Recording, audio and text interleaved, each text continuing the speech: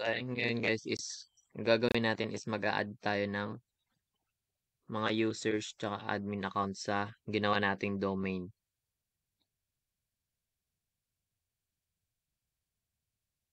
So, ayan, right-click nyo lang yung domain, tapos new, tapos user.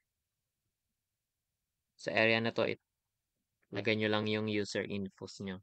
Tapos may makikita kayo dyan na logon name. Yung logon name na yun yung gagamitin yung username pag magla-login kayo as administrator. Dapat yung password is meron siyang letters, numbers, tsaka special characters. So kung admin ka, mas magandang iset mo na hindi nag-expired yung password mo. So dito, nag-set na nga ng admin, ni right click doon yung pangalan ng user, tapos properties, tapos member of. So doon sa member of, doon nilagay yung admin. Sinet yung pagiging admin niya.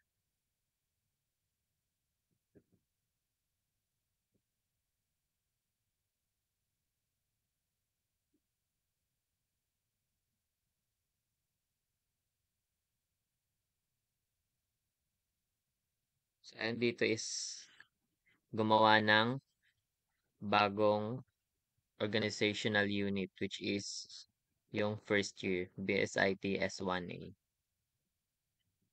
So ngayon dito yung gagawin natin is gagawa natin ng 5 account, 5 student account mula sa mga first year. Pipili tayo ng 5 students na gagawa natin ng account sa server natin.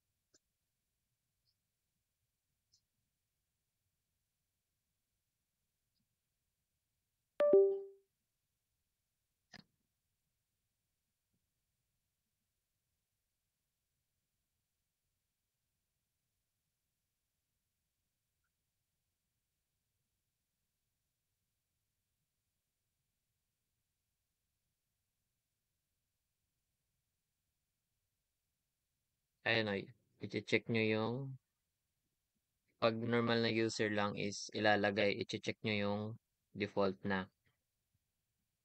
Yung kailangan ng user na yun na magpalit ng password every login. You know, you must change password at next logon.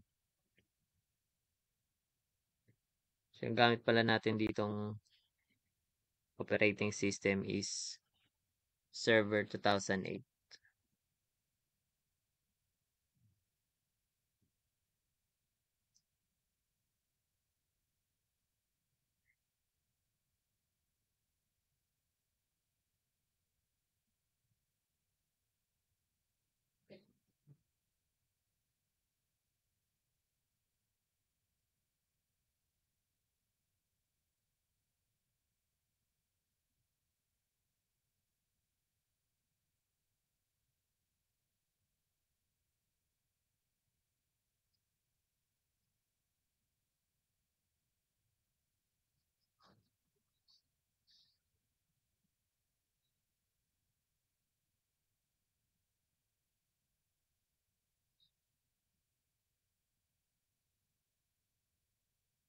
So, ayan, users.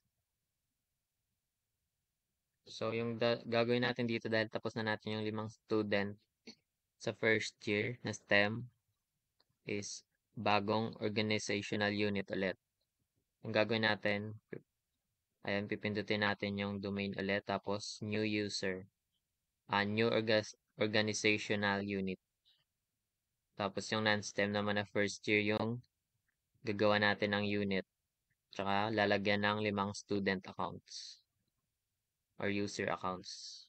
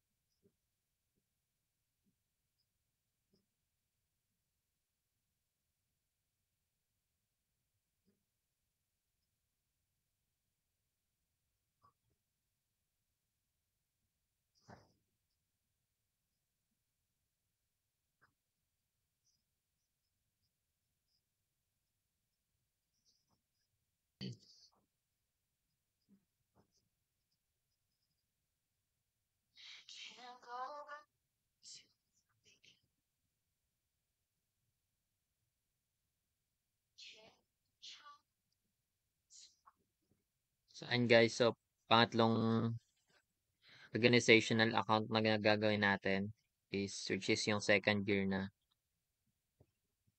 So, ganun lang din ulit yung gagawin. Maglalagay lang ulit ng 5 user accounts na nakapangalan sa mga students sa section.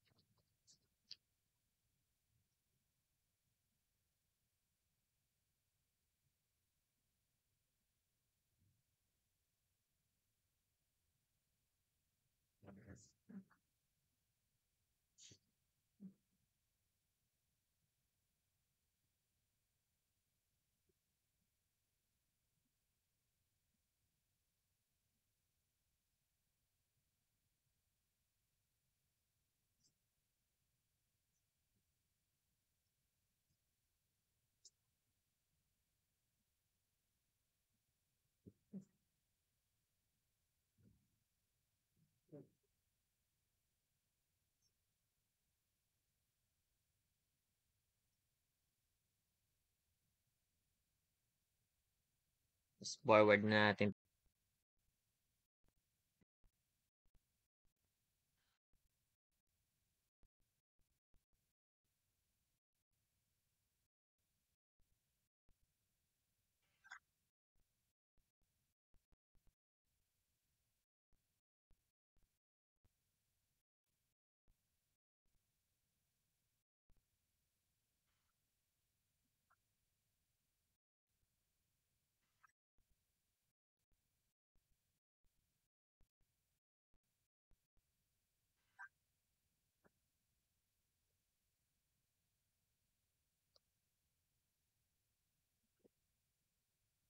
So, ayan guys, natapos na natin gumawa ng yung lahat ng section ng IT mula first year to fourth year with 5 user accounts. So, ngayon gagawin natin is mag-a-assign tayo or maglalagay tayo ng mga admins each organizational units. So, may kita niyo sa kabila, nandito yung list ng student.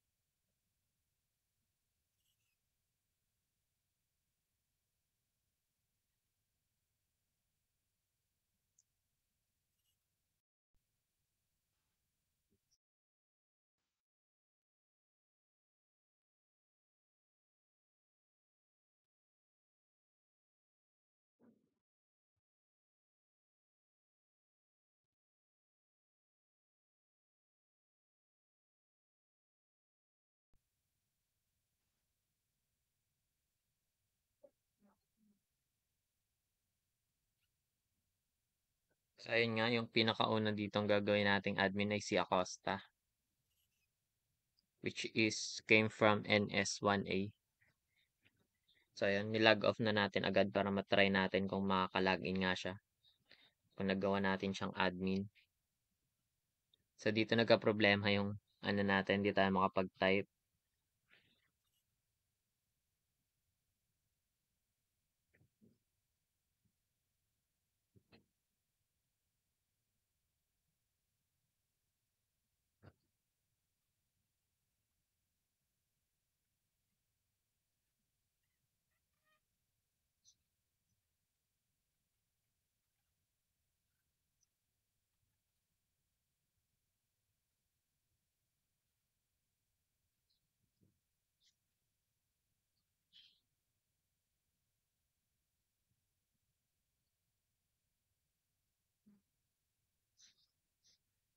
So, Acosta na lang ang ginamit natin dito. So, ayun, gumana siya. Nagawa nga natin siyang admin.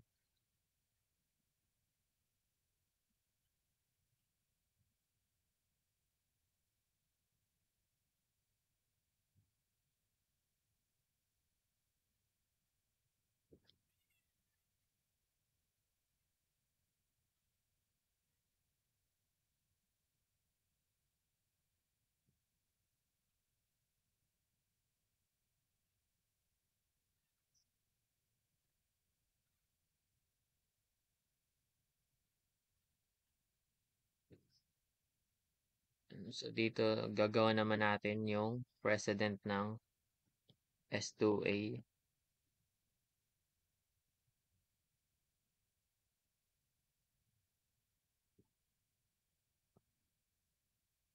So, ayun, dahil wala sa list ng 5 student na napili natin yung president is idadagdag na lang natin sila sa users. Tapos right click nyo siya, punta kayong properties. And tapos member of, lagyan nyo dyan admin, tapos check names, tapos apply nyo na. By that, magiging admin na yung account na yun. Ayan, tapos yung si Ian Kalika sa NS2A. Same process lang din. User cannot change password and password never expires. Tapos nun, punta lang sa properties, member of, lagay nyo dito, admin, tapos check names, apply. Yun lang yung paulit-ulit na gagawin.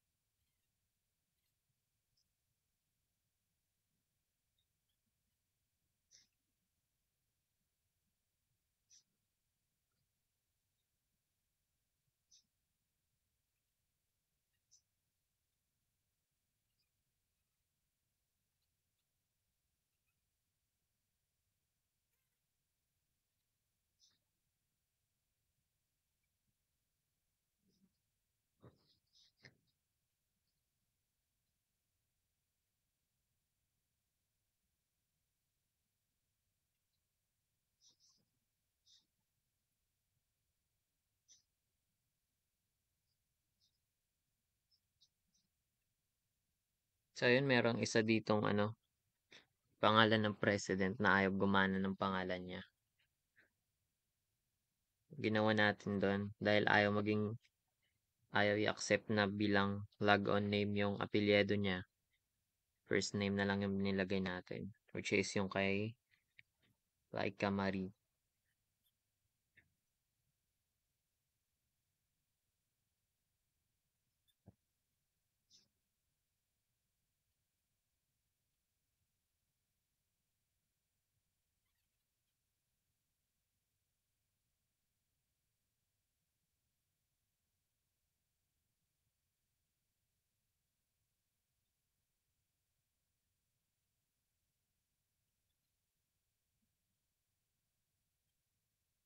So, eto nga yun. Yung kay Laika Marie. Kaya chinek natin dito if nalagay na natin siya sa ibang unit pero hindi naman. Parang ayaw lang talaga tanggapin yung surname na Antonio dito or nakalimutan lang natin na nagamit na natin pala. Kaya ang ginawa natin, iniba na lang natin. Yung logon name, ginawa na lang natin yung first name niya.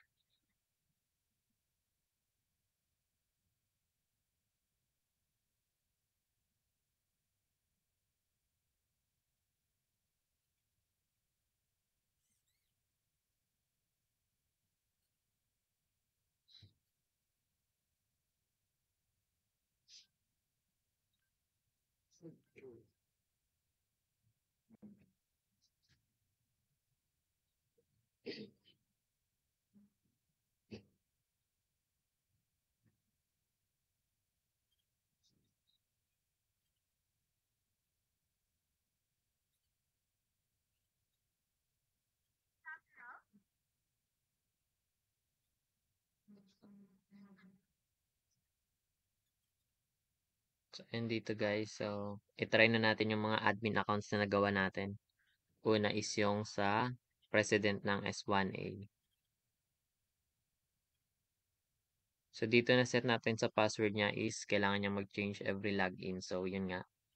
Nag-change tayo bago siya ma-login. Next is yung sa NS1A naman na president, which is si Acosta.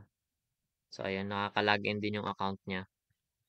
Next is yung sa S2A. Ayan, ka-login din siya. Next is NS2A. Ayan, nakaka-login din. Then yung sa third year, S1A. Nakaka-login din.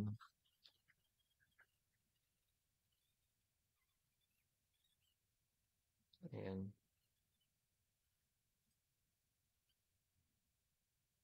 So, sa fourth year na tayo.